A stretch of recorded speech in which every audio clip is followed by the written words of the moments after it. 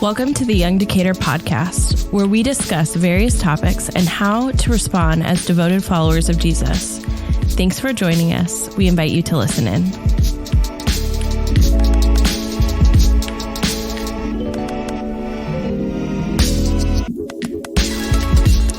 Welcome to the Young Decatur podcast. I am your hostess with the mostest, Abbey, and joined by the pod pastor himself, Thomas Hagan. Well, hello, everyone. And our producer extraordinaire, Logan Ray. Hello. And we have a very, very special guest with us, joining us again, Ryan Roberts. Oh no, he's here again. Who is the youth and young adult pastor at D1 NAS. Yeah, we're recording in his office. Yes, he has lots of snacks. Yes, we were just, so we actually, full disclosure, we just finished the other podcast on exercise, and we all just ate cosmic brownies. So, exercise our jaws. That's right, we got to exercise our jaws. Oh, man.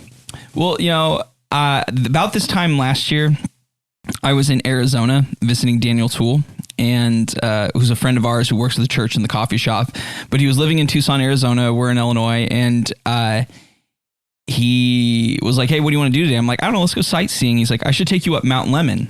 And I'm like, sure, let's do it. And it's this huge mountain, and it goes up like over 9,000 feet, and it's so tall that as you go up the mountain, it's like the seasons change. You go from like the desert to like fall to like seeing pine trees, and it's crazy. You get to the overlook, and, you know, obviously being in the mountains, very, very cool, but it's huge. And the drive up is terrifying because there are these cliff faces where if you just drive over them, I mean, you want to be dead, like, because it's like really high up. It's like terrifying. But also, as you go up, there's all these barriers, these guardrails to keep you on the road. And I really enjoyed those. They made me feel better because there were certain points where they didn't have them. And, you know, similar in our spiritual life, guardrails are really important. You know, guardrails on the road keep us safe when we drive. Guardrails in our spiritual life keep us away from the things that will cause us pain spiritually and keep us close to God. So we will be talking today about guardrails and boundaries we keep to walk with Christ. So do you guys have any boundaries in your life that you are keeping currently that help you in your walk with Jesus, help you be disciplined, anything in that regard? So one that I like to do as you're thinking about yours, I often, not always, but I often don't have my cell phone in my room, so I don't have distractions when I'm trying to sleep. And so I keep my phone away from me in my living room on my front desk often, so I can just like not have it be a temptation, because sometimes I'm like, I want to YouTube now. And so there's lots of ways our phones can be destructive too, outside of just, you know, entertaining ourselves. But I struggle with sleeping, so keeping that away from me. I also have a lot of accountability partners. I have like a handful of guys in my life that if I'm struggling with something, with a sin or anything of that regard, I know I can go to them.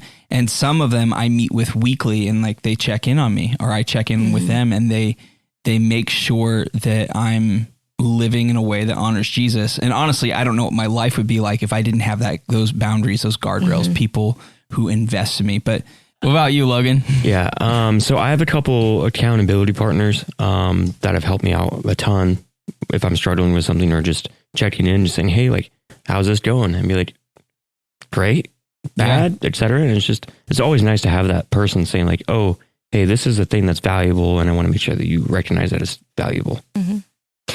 Yeah, as you were saying that, I was like, I don't really think I have a accountability partner. I have a mentor, but I think that Caleb is my accountability partner, just like built in as my husband.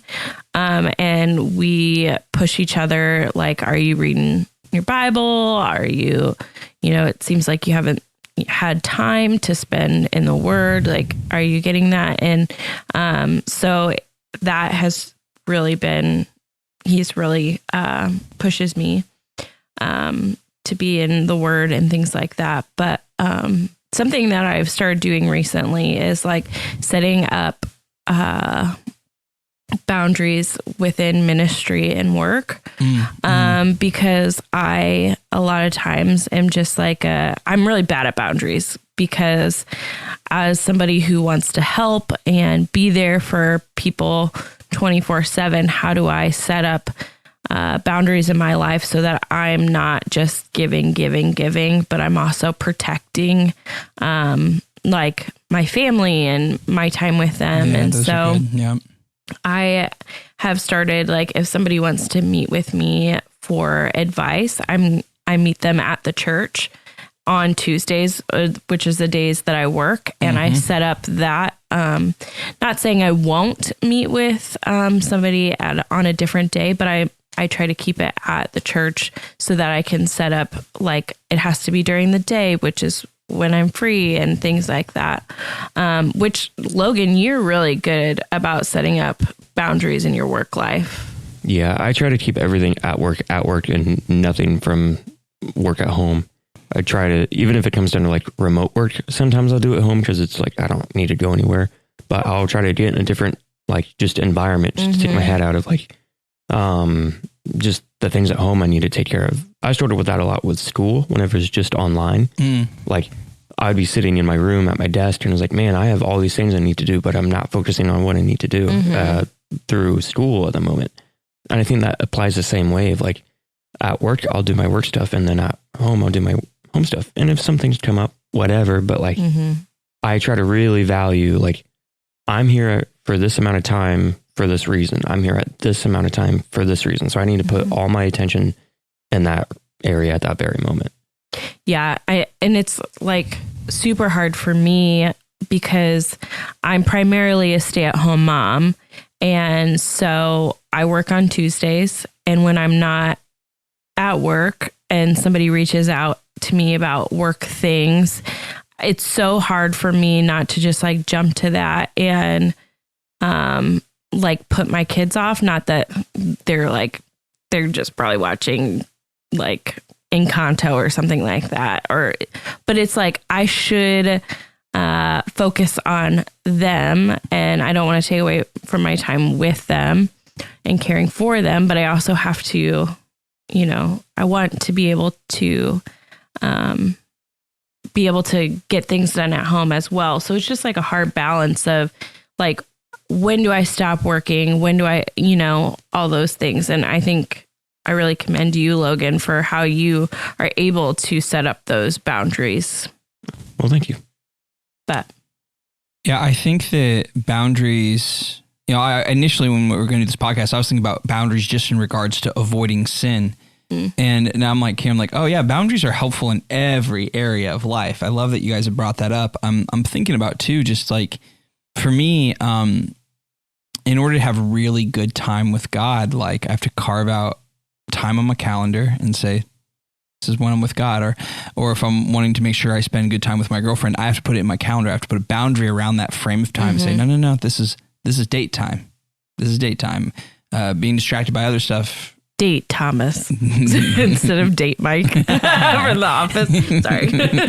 Prison Mike's my favorite though. The Dementors. Let's hope you're not being prison nice Mike to to Taylor. Yeah. If you don't watch The Office, this is all very confusing. But anyway, so but yeah, boundaries so helpful, and just like I think it's important just to carve out those boundaries with God. Life is too busy. We live in a world with way too many distractions not to have boundaries set up for anything that's important to us. Ryan, do you have any boundaries in your life that you... Absolutely. I stay a Christian because of them. Okay. In high school, I definitely needed accountability partners and people to tell me I was being stupid because I didn't realize I was stupid. And that had to happen a lot. And then I thought when I got married, I'm good. I don't need anything. And I'm an adult now and I'm mature, and I had to learn even after marriage.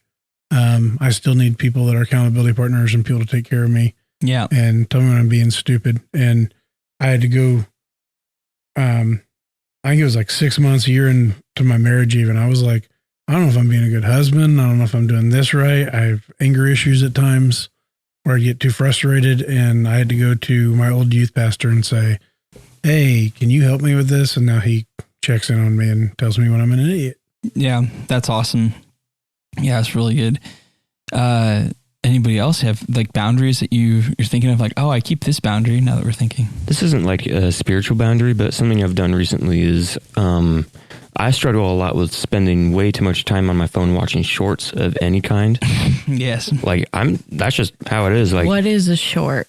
It's like you have Pants, TikTok but without where you the just legs. That's what I was thinking, but I'm like, I don't know why he watches them. But he only watches Really people excited wearing for summer. shorts. really excited for summer. Like reels and TikToks Yeah. and stuff. Okay. Yeah, every platform has their own version of it. Okay. And I got rid of TikTok because I was like, I'm on this for hours upon hours and this is not doing me any good. So I got rid of that. But then I just went to Instagram and looked what they have there, Reels. I know. I'm like, so now I have YouTube my short, Instagram notifications off. I have my Instagram removed from my homepage. So I have to go and deep dive my phone and try to find Instagram just to open it. And it's just, I have to set these boundaries up so that I'm not literally wasting time. Mm-hmm. You know what I mean? Dude, speaking of setting boundaries with your phone, sometimes it's not even that the things are necessarily bad. I believe it was when I was reading Deep Work. I can't think of the author right now, but they suggested the issue is that we live in a society where we can pacify ourselves all the time. So we don't reach for our phone to necessarily take in the content. We just reach for our phone because we're bored and we can't handle saying no for that 2 minute, sitting in the lobby, or no, whenever you're just 5 minutes in between this thing or that thing. And so really one of the best things you can do is just like, if you reach for your phone because you're bored, to just say, no, I'm not going to do that. Like, and so that's a boundary that I've set up. Like I've started as I reach for my phone, I think, why am I doing this? Am I actually looking for content, or am I just am I choosing to scroll because I can't handle being bored for the next 10 minutes? And if that's what it is, I try not to do it. Or at least I go through the process of saying, I'm intentionally opening this up for entertainment right now because I have 10 or 15 minutes. Like I'll pause and think, am I actually going to do this?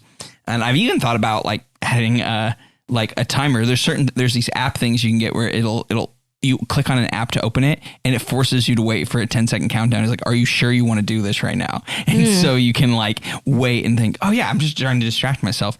So it'd be fun to just install that on other people's phones. You've reached your limit today. Like, Yes, I was just in a wreck and I need to call my mom. You must wait 15 seconds. Yikes. Oh man. Yeah, actually a few weeks ago in here, we were recording a podcast and I got really distracted. We actually had to pause it because she's okay. But my mom was in a really bad car accident and it completely derailed me. I was like, guys, I have to stop. We got to pause. And but she's okay. But yeah, you don't want that on somebody's phone. If someone would be like, sorry, I can't answer your phone for your mom right now, that would have been bad. And actually, I told my parents, I'm like, listen, I actually set up a boundary with them. I'm like, guys, listen, I love you. I want to talk to you. But here's the boundary. If something's not important, if it's not an emergency, do not call me. Like if I'm in the middle of the workday, please just text me. Once I check my phone, when I'm done with what I'm doing, I'll get back to you. And they kept calling me like, Mom, Dad, stop calling me. I'm in the middle of recording a podcast when it was like actually an emergency. Yeah. And they're like, your mom was in an accident. I'm like, gosh. And I felt so terrible because I kept ignoring the call. But thank God she's okay. But yeah, it was kind of rough. It kind of scared me, but yeah, boundaries important. And were you going to say something? I was also thinking with it, because we kind of alluded to it a little bit, like making terrible expectations for yourself as well, like within the boundaries. Because like when I was coming into ministry, my uncle told me, and I had a lot of people tell me, but they said the best thing you can learn to do in ministry is to say no, because you're going to want to say yes and feel like, oh, God wants me to do this. And my uncle, he runs a church camp in Ohio, and he was like, my first 5 years, I wanted to prove myself, so I did everything. And he goes, now I sit there in meetings, and I'm 50 some years old, and I'm tired, and they're like, oh, he'll take care of it. And he said he wants to be like, no, I don't want to do this anymore. I think sometimes we set unhealthy expectations without boundaries. Like I think of, the River Coffee House. They have the seasonal menu, and I bet Aaron probably started that as fun. And then I asked him when the spring one was coming out because I was tired of waiting, and he was just like, dude, every time someone asks me, I want to wait another week. But like, I was sitting there thinking to myself, I wonder if it's not fun anymore. I wonder if he's just like, oh, now I've created this expectation that I have to follow and, come up with something creative and it has to be different. So I wonder, it's kind of the opposite of boundaries. We kind of set up boundaries for ourselves, but then it locks us into a spot where we have to do it. And then were we really happy with those expectations we put on ourselves? Right. I think it's really hard to say no, like, especially in ministry, like, because we want to help, we want to be there, we want to, and we, like, in general, we want people to think highly of us. And so we want to take opportunities. And I've learned that saying no is very important, especially for my... Especially important for your what? Sorry. Especially important for my family. Like saying no is important for my family. Yeah, I think everyone, again, we live in such a busy society that boundary of saying no, I'm feeling that, like your camp director, Uncle Friend camp. Yeah, like I was a yes man for a long time. That's how I started many things I'm involved in now. And now I'm having to set up boundaries, and it's really difficult because I've made myself intertwined in those things needing to happen. Now all that to say, like, I'm surrounded by a bunch of amazing, talented people, and I don't actually feel that way anymore, but it's hard. Then you have to, then you've made yourself say yes, and it's hard to say no sometimes because you think you have to be involved. And it's worse when you say no and they ask you why, and you have to come up with a reason why you say no. Yeah. Which I always like Parks and Rec, where Ron Swanson was like, no. And they're like, why? And he's like, because I don't want to. I just want to start saying that every time I say no now to someone. Like, because I don't want to. Yeah. Yeah, man. But boundaries are so important. And, I think about boundaries a lot too. I mentioned this earlier, just like in regards to sin. One of my favorite Proverbs chapter 4, verse 23. Above all else, guard your heart, for everything you do flows from it. Like there's an intent, like you're protecting something precious when you have boundaries in your life. And so if you're protecting your time with your family, time with your boyfriend or girlfriend, time to do deep and meaningful work, that's something I've had to do. I've had to say no to meetings with people at certain times of the day so I can sit alone and create meaningful art or work or write a message or something.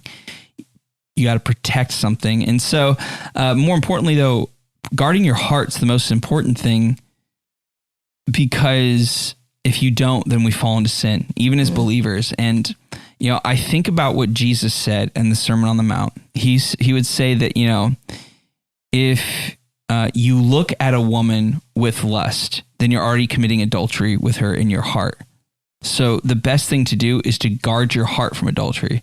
If you can guard your heart from adultery, then you can guard your body from adultery.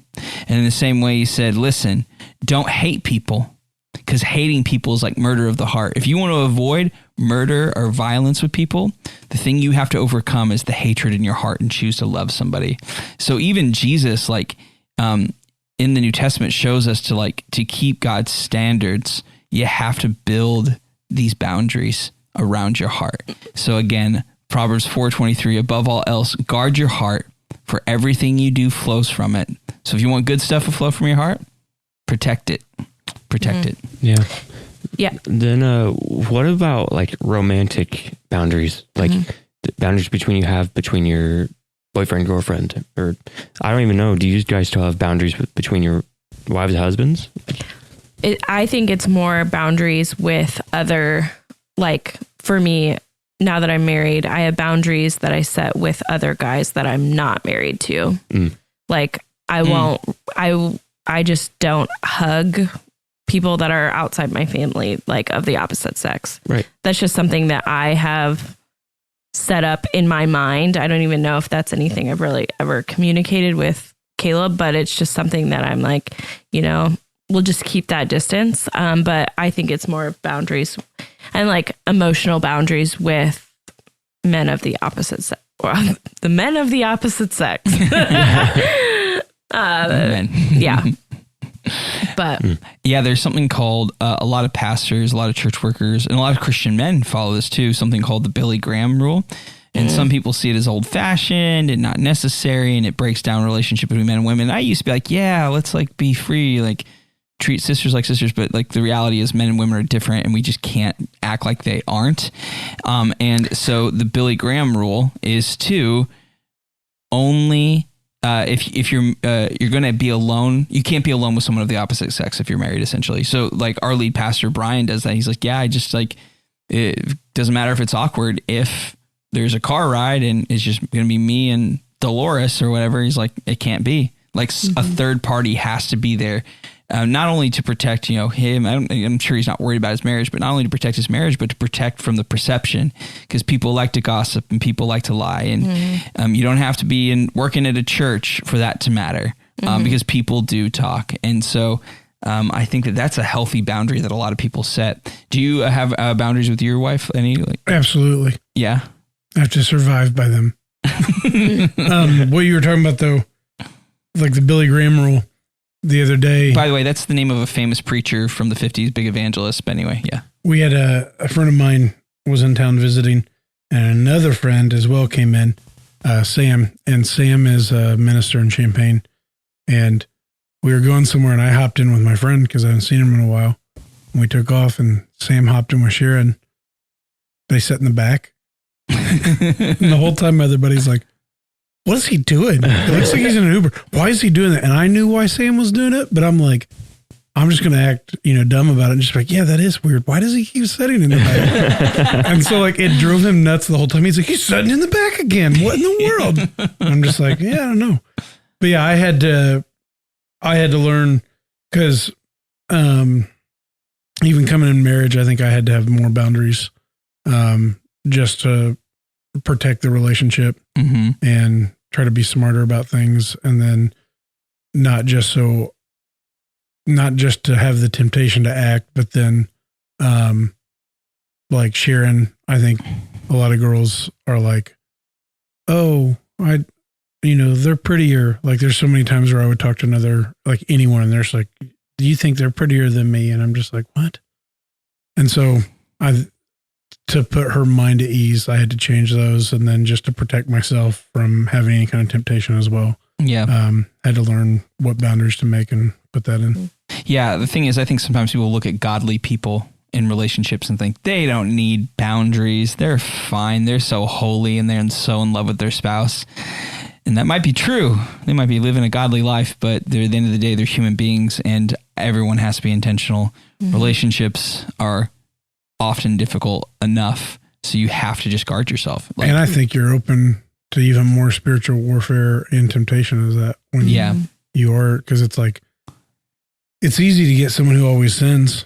Like Satan's like, oh, cool, that's easy. But like when it's someone who is in a higher position, it looks worse. And I think it makes, it's a greater task to go take care of. Yeah. And do more damage that way.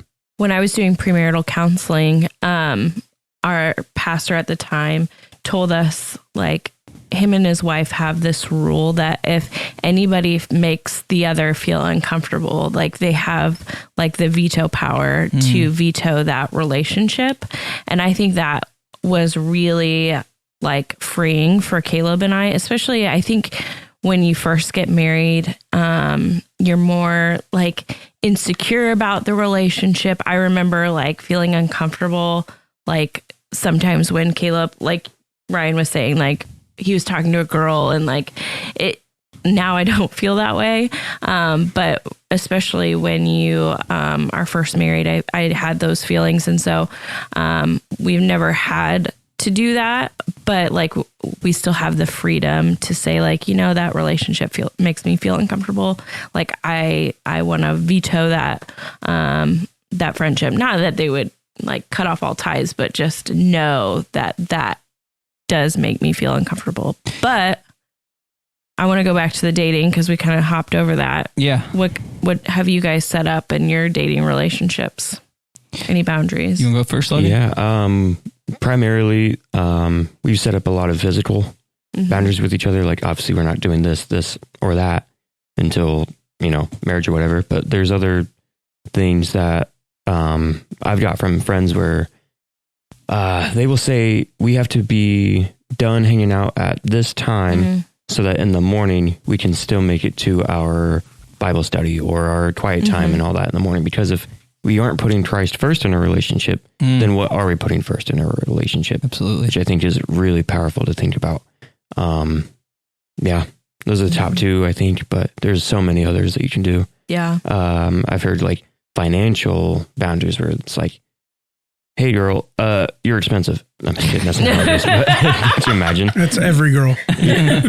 Rude. Womp womp. Just kidding. True. Trains are expensive, guys.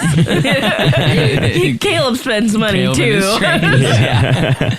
Yeah, for me, I think a boundary that really sticks out to me, and I'm glad that we always kept it. I think it helped our relationship a lot. My relationship with Taylor is like our first date. We were kind of chilling, laying on the couch, and I was like, we shouldn't lay on the couch. Like, oh yeah, okay. And we just never did. Like, so we never like lay next to each other like that. We just don't. Like, we'll sit on the beanbag chair next to her. We'll sit on the couch. They can be next to me. We'll hold hands. But like, yeah, we don't lay down. We avoid laying down in a compromising position. So that's a funny way to say it. But it's just it was an actual boundary that we set. And I think a lot of people have a similar boundary, and some people will put parameters on when and how they're allowed to kiss. And then obviously, I mean, blah, blah, blah, this, that right. Like how you said it, this, many. That, or that, like you said earlier, Logan. Yeah, there's so many different ways, and everybody's different. Like, there's not one golden rule, like, just follow this and you're set. Like, yeah, because there's too many people who thought, as long as we're not just having flat out sex, we're fine. And then it leads to all kinds of compromising other options that are just not good for you. But this goes back to what Unmarried. you said. Yeah. This goes back to what you said. Like, what did you say about like keeping the thing precious? Like, you want, the goal of the boundary is to how do you say it? Protect. Like, protect what is precious. Protect what is precious. Yeah. Yeah. So it's like, what are you trying to protect in your dating relationship? And that is to hopefully have a great marriage someday. That like, that is what you're trying to protect. And so I know like Caleb and I set up boundaries and broke boundaries and things like that. But I want to convey that, like, do not find, like, if you are in a dating relationship and you broke a boundary, like, there's always freedom to set up another boundary. Like, do not find shame, like, and guilt in those. Like, we have freedom in Jesus, but hold to that precious thing. Like, that is what's most important. Because, like, I know we get, we really should do a podcast on purity culture, because what was set up to be good was often hurtful. Yes. Yeah. And so when we talk about boundaries, like, we are doing it in from the heart of, like, wanting to help you protect what is precious, not from the place of wanting to cause shame and guilt. Absolutely. Yeah. If you've made a mistake, Jesus forgives. God loves you. If you've made a mistake, if something keeps coming up in your mind, even as we're talking about boundaries, like, well, I screwed that up, right? Listen, don't put that condemnation on yourself. If you've said yes to Jesus and you're following him, then there's no condemnation for you. You just get to choose now to walk in the identity that you already have. You're already a child of God. God loves you before you said yes to him. You get to choose what he desires of you right now. And there is no condemnation. There's no putting down from God. And if you don't know Jesus, I encourage you, get to know Jesus, say yes to him, follow him, make him the Lord of your life. Because you get the same thing. God loves us. He wants that for us. He wants to be in a relationship with us. So yeah. And if at any point you felt condemnation, that is not our desire, and that's not what we want. If you've made mistakes, God loves you, and it's that simple. Yeah. Yep. And I think there's always time. Like, there's always time to set up those boundaries. Not just in dating relationships, but in marriage and in your work, in every aspect of your life. We set up boundaries so that we can protect what's precious. Yeah. Think of it like fencing in a yard. Like you're putting up the fence, which may not be the prettiest thing, but it's there for the reason of protecting what you have in your yard at the same time. Dog It's poop. Dog. Sorry. Yep. I Usually really what's value in my your dog poop. yard. Sorry.